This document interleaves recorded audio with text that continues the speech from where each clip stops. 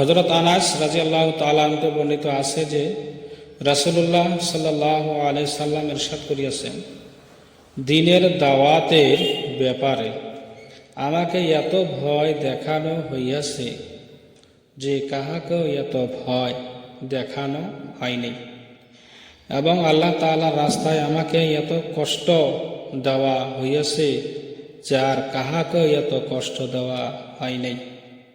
30 দিন 30 রাত্র আমার উপর এইরূপ অতিবাহিত হইয়াছে যে আমার ও বিলালের জন্য খাওয়ার এমন কোনো জিনিস ছিল না যাহা কোনো প্রাণী খাইতে পারে, শুধু এই পরিমাণ হইত যাহা বিলালের বগলতলা ধারণ করিতে পারে, অর্থাৎ অতি সামান্য পরিমাণে হইত। তিরমিজি শরীফ।